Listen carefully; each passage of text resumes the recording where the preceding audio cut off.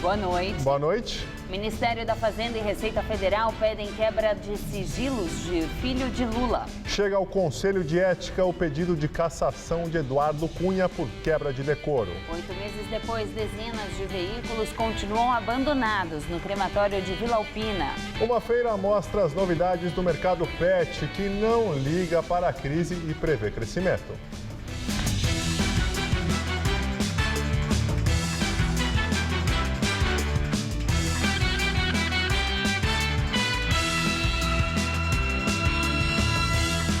Suspeito de participar de arrastão no Morumbi, na zona sul de São Paulo, é morto por policial civil que reagiu a assalto.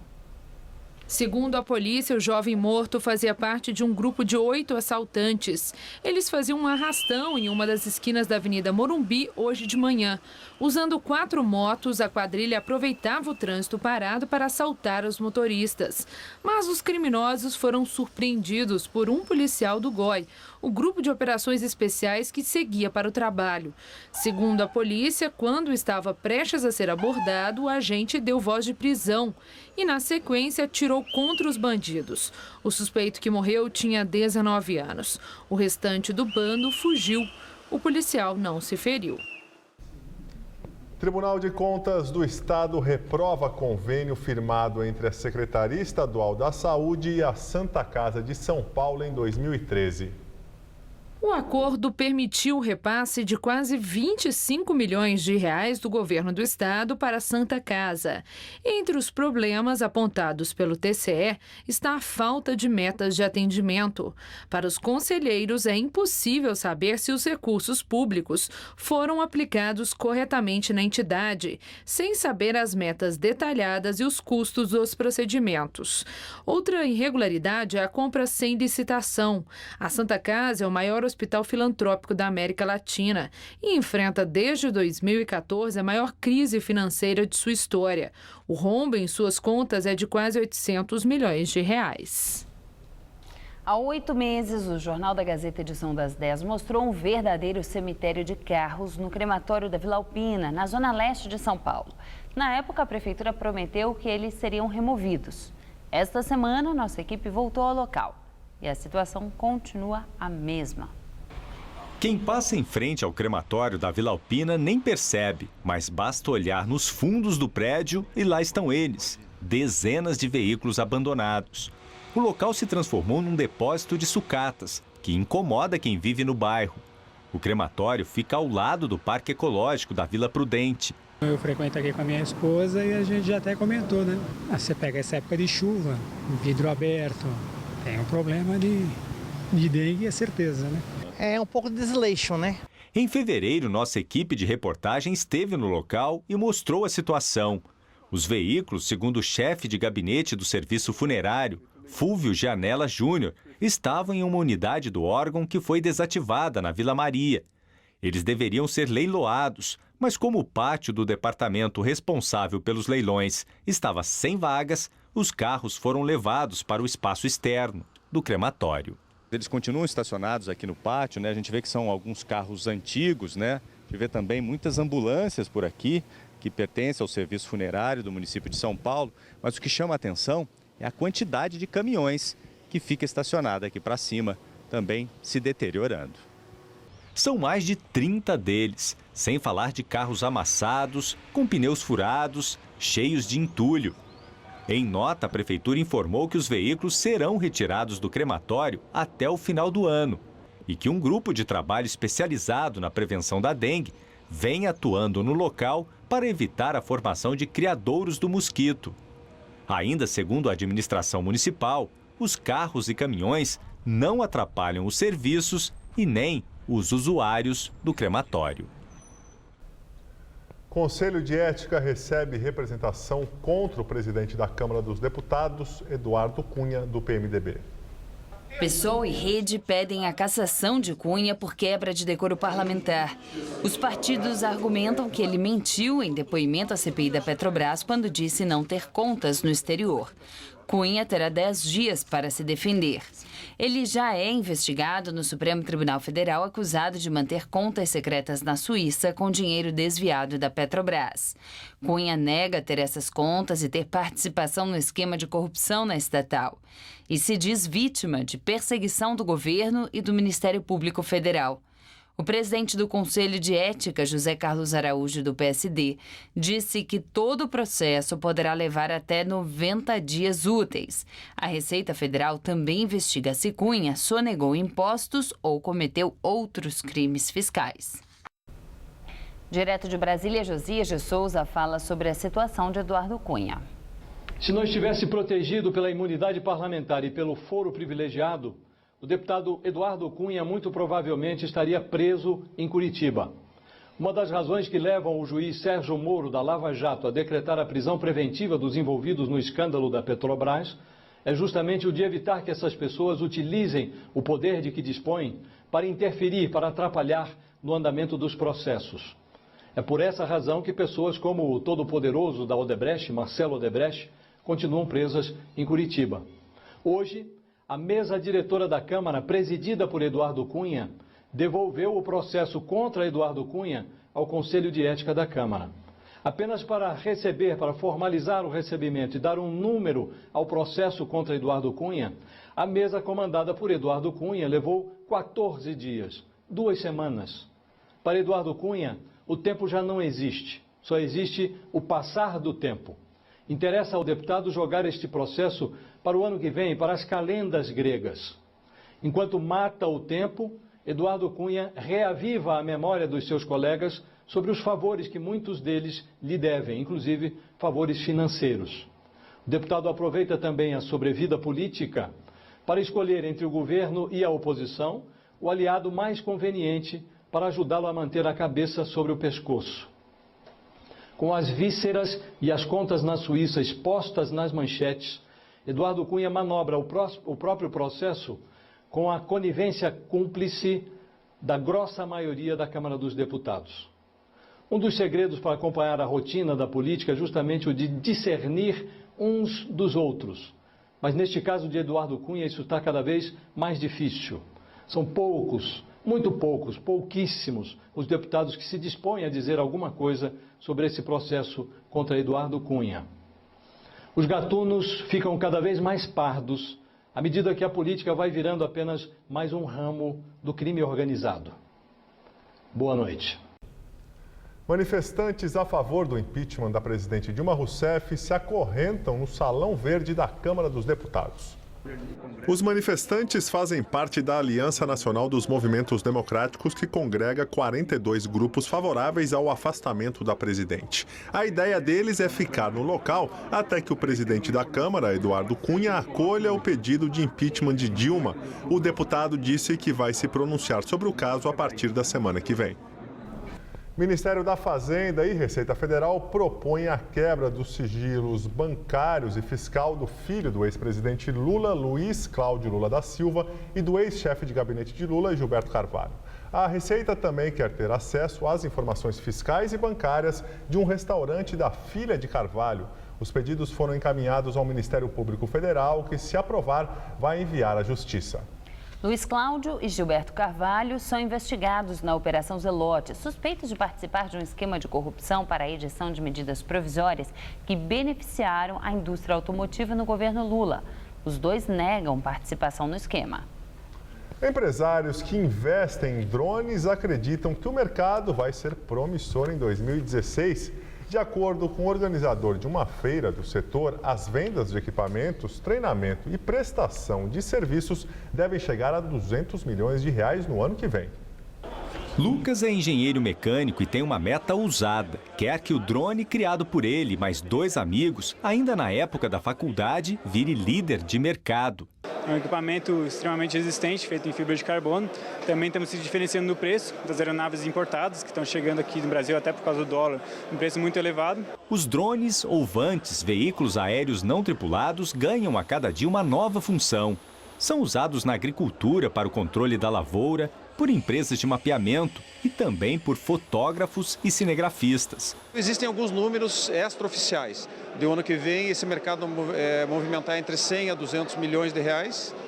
Nós temos uma informação da Associação Brasileira de Multirotores que existem mais de 20 mil profissionais atuando já profissionalmente. A grande expectativa de fabricantes, importadores e prestadores de serviço é a regulamentação do setor. O que a ANAC está propondo nesse momento, né, está em audiência pública até o dia 2 de novembro, é uma regra que ela trata especificamente da operação de aeronaves remotamente pilotadas, que são os equipamentos, né, que o piloto não está a bordo, está remoto, que tem utilidade não recreativa, não é para diversão, é para uso comercial ou uso corporativo, né?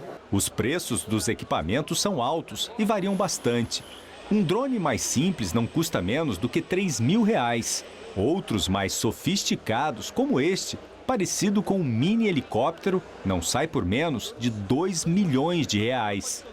Aqui na feira a gente tem a possibilidade até de pilotar uma dessas pequenas aeronaves, mas é claro, sem colocar ninguém em risco. É porque existe, olha, um simulador que foi trazido por uma escola de drones. Aqui primeiro a gente aprende a teoria, depois a prática.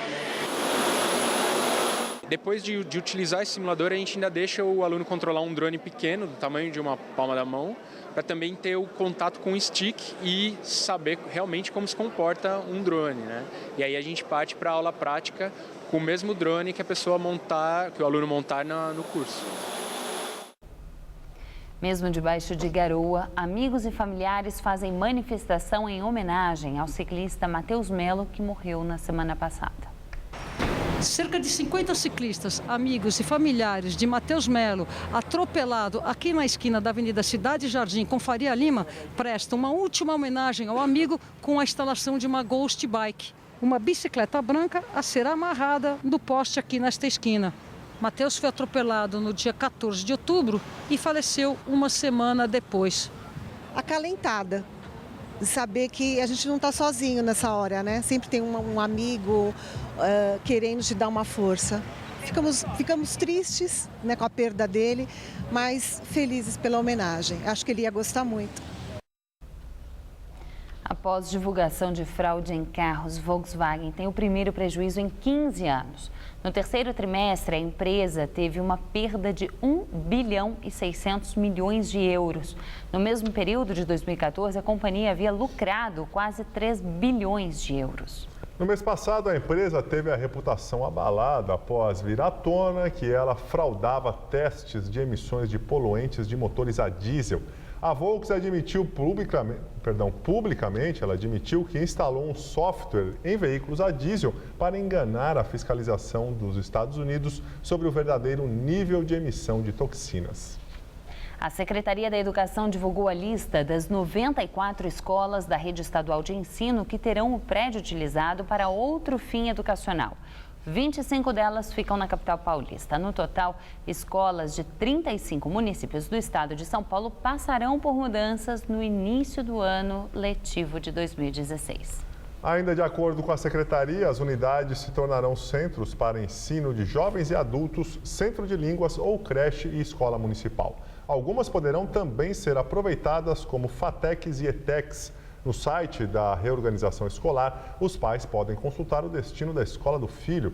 Pelo menos 311 mil alunos terão de mudar de escola. A medida atinge também 74 mil professores. Na contramão da crise, o setor de artigos para animais de estimação está bem. Prova disso é uma feira que acontece em São Paulo, só para gente do ramo e que conta até com expositores internacionais. Crescer na crise é motivo para comemorar e a festa já está preparada. Coxinha, quibe, mini churros, brigadeiro, tudo para cachorro nenhum botar defeito. A Maria Cecília e o Pancho curtiram, mas quem gostou mesmo foi o Gustavo, dono dessa empresa de petisco para animais. A gente teve aí um crescimento de quase 40% em relação ao ano passado e estamos lançando outros produtos no mercado. A gente espera que esse crescimento seja ainda maior. Nesta feira em São Paulo, são 350 marcas nacionais e estrangeiras com faro aguçado atrás de consumidores. Aí a criatividade vai longe. Cerveja sem álcool para cachorro, produto que transforma xixi do animal em gel, shampoo com 7 funções, limpa, tira odor, hidrata, tipo banho de gato mesmo. Essa área vende que é uma beleza. E olha só o sucesso das almofadas para donos bravos e os pingentes com símbolos animais. Eu vou levar um berloque do símbolo da veterinária.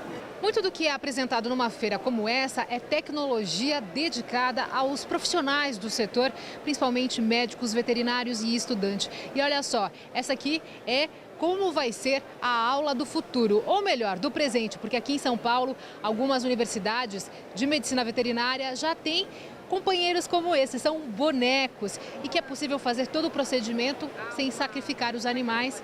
A grande vantagem é meu aluno poder, por exemplo, treinar 70 vezes, 80 vezes se ele quiser, até ele adquirir uma habilidade que quando ele chega no paciente real, ele consegue, na verdade, já ter algum grau de segurança. O manequim lembra muito o animal real, parece até que ele respira mesmo. Tem ainda os ossos sintéticos que são feitos de resina e também começam a despertar um grande interesse de centros de estudo daqui. E assim, entre tecnologia, mimos e fofurices, o mercado prevê crescimento de pelo menos 5%. É um mercado potencial para pequenos, médios empresários. Se a gente aliar aí a criatividade do brasileiro com o empreendedorismo do brasileiro, a gente tem ainda um grande mercado pela frente para ser desenvolvido. Dedicação que eles sabem agradecer como ninguém.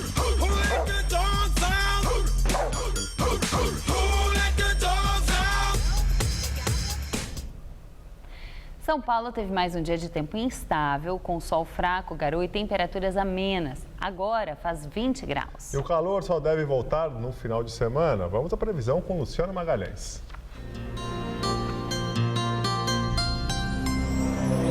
Instabilidades e a umidade que vem do mar serão as responsáveis pela chuva que deve atingir algumas áreas de São Paulo. Na maior parte do estado, a quinta-feira será de sol e tempo firme. A chuva só é esperada para o extremo norte e também para o leste do estado. No centro-oeste, máxima amanhã de 33 graus em Araçatuba. No centro-norte, são esperadas pancadas fracas de chuva na região de Franca, que terá máxima de 29 graus. E no leste, céu nublado, também com chuva fraca e máximas de 27 graus em Sorocaba e de 24 em Santos. Amanhã, aqui na capital, céu cinza com garoa pela manhã e à noite, máxima de 26. Na sexta, o sol aparece entre nuvens e o tempo fica firme, máxima de 29 graus. E no sábado, faz calor e ocorrem pancadas de chuva a partir da tarde. A máxima deve chegar aos 31 graus. A seguir, exército da Nigéria libera mais de 300 reféns que estavam em poder dos terroristas do Boko Haram. E mais um capítulo do escândalo na FIFA. José Maria Marim aceita ser extraditado da Suíça para os Estados Unidos.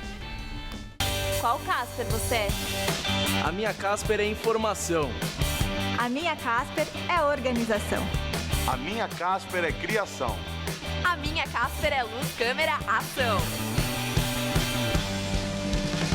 A minha Casper é comunicação, é teoria, é prática, é oportunidade de estágio, é a melhor localização. Essa é a minha Casper. E você, qual Casper você é? Para bom entendedor, meia palavra basta. Não.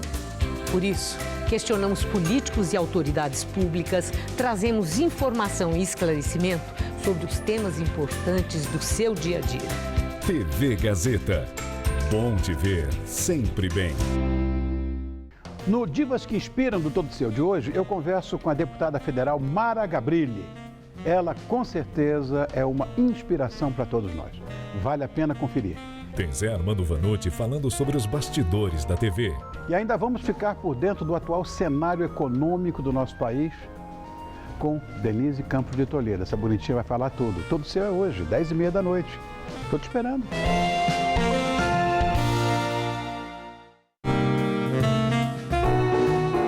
Oferecimento Bombril. Os produtos que brilham como toda mulher.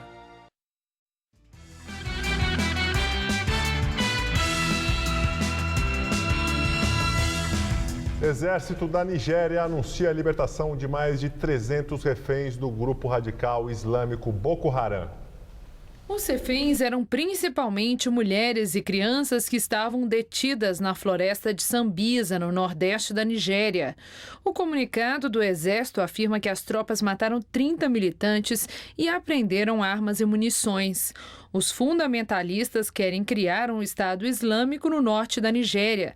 Desde que o grupo surgiu em 2009, mais de 17 mil pessoas morreram e 2,5 milhões abandonaram suas casas. 4 dias antes da eleição parlamentar, polícia da Turquia invade escritório de empresa de comunicação contrária ao governo. A polícia cortou as correntes e os cadeados dos portões e usou gás lacrimogênio e canhões de água para dispersar funcionários na frente da sede de 2 emissoras de televisão. A ação foi autorizada pela Justiça. O grupo de mídia pertence a uma holding ligada ao pregador islâmico Fethullah Gülen, que vive nos Estados Unidos. Ele foi aliado e agora é inimigo do presidente Tayyip Erdogan. O governo acusa a holding de financiar, recrutar e fazer propaganda em favor do imã Gülen. A companhia nega qualquer atividade ilegal. A União Europeia criticou a ação, pedindo respeito aos direitos humanos e garantia à liberdade de expressão. A Áustria planeja construir cercas ao longo da fronteira com a Eslovênia para controlar o fluxo de imigrantes. A Alemanha acusa as autoridades austríacas de enviar refugiados para a fronteira alemã à noite. A Áustria afirma que as barreiras vão ser construídas para melhorar o controle de milhares de pessoas que chegam da Eslovênia todos os dias a caminho da Alemanha. O ministro do Interior alemão, Thomas de Maizière, acusou a Áustria de encaminhar refugiados para a fronteira alemã depois do anoitecer, sem que eles tenham sido registrados conforme regras da União Europeia. Segundo a polícia, 5.500 pessoas atravessaram a fronteira ontem e foram acolhidas na cidade de Passau. A aproximação do inverno não fez diminuir a travessia no mar Mediterrâneo. A guarda costeira da Turquia resgatou mais 42 pessoas. Elas estavam num bote que afundava. Uma pessoa morreu e 2 estão desaparecidas. Na Croácia, a Cruz Vermelha divulgou a foto de uma afegã de 105 anos que faz a jornada pelos Balcãs. Ela se recusou a ir de ambulância para a Eslovênia porque não queria se separar da família de 15 pessoas que pretende chegar à Suécia. A polícia informou que todos foram embarcados num trem. Ex-presidente da CBF, José Maria Marim, será extraditado para os Estados Unidos. Marim concordou com a extradição em audiência realizada hoje na Justiça Federal Suíça. A entidade reafirmou que o ex-presidente da CBF é acusado de receber e dividir propina com outros dirigentes referentes à venda de direitos de transmissão em contratos da Copa América e da Copa do Brasil. Segundo a defesa de Marim, a decisão foi tomada para reduzir o tempo de prisão no país, uma vez que, se a apelação contra a extradição continuasse, o processo em território suíço poderia durar até 5 meses. Dos 7 presos na Suíça em maio deste ano, envolvidos no escândalo da FIFA, apenas Jeffrey Webb, ex-vice-presidente da instituição, concordou com a extradição. Em solo americano, ele negociou acordo avaliado em $10 milhões para responder à primeira fase do processo em liberdade condicional. Marim deve tentar acordo semelhante. A rua Oscar Freire, nos Jardins, que abriga algumas das lojas mais caras de São Paulo, ganhou hoje 2 banheiros de luxo abertos ao público. A iniciativa faz parte de uma campanha publicitária, mas resgatou a questão da falta de sanitários públicos na capital. O endereço é um dos mais chiques de São Paulo. Na vizinhança, lojas caras de marcas famosas. Nesse contexto, o banheiro inaugurado na rua Oscar Freire não é um sanitário qualquer. Nas paredes do hall, obras de artistas renomados. Ambientes espaçosos, com louças finas, pastilhas nas paredes, grandes espelhos, poltrona. O feminino em tons de dourado tem até uma banheira de enfeite. O projeto, que é de Jade Jagger, filha do vocalista dos Rolling Stones, foi bancado por uma marca de papel higiênico. Além do funcionário que vai cuidar da limpeza, vai ter um segurança na porta e logo na entrada um mordomo para receber as pessoas. O espaço vai funcionar durante o dia, inclusive no sábado e no domingo. E segundo a empresa dona do banheiro, vai ser de graça para todo mundo. Um morador de rua que estiver passando, quiser usar o banheiro, pode? Uma pessoa que estiver passando, que estiver vestida adequadamente e quiser usar o banheiro, sem problemas, né? A gente não vai permitir restringir pessoas que entrem sem camisa, pessoas entrando acompanhadas, a gente não recomenda que entre, também para não formar fila e não impedir o fluxo natural de uso do banheiro para maior número de pessoas poder usar o ambiente. A ideia é que fique aberto ao público. Aberto ao público, de segunda a segunda, né? De segunda a sábado, o horário de funcionamento vai ser das 10 às 19 e de domingos e feriados do meio-dia às 20 horas. O Jornal da Gazeta mostrou que há um ano restavam na cidade de São Paulo apenas 7 banheiros públicos. E mesmo assim, só 3 estavam funcionando. A prefeitura diz que os sanitários públicos foram desativados ao longo dos anos por causa do vandalismo. A empresa que mantém o banheiro, por enquanto, não tem planos de levar o projeto para bairros de comércio popular. E mesmo na Rua Elegante, o benefício é temporário. Como faz parte de uma campanha promocional da marca, só vai funcionar durante um mês. Depois será desmontado. A edição das 10 do Jornal da Gazeta termina aqui. Boa noite. Fica agora com o Rony no Todo Seu. Uma ótima noite para você e até amanhã.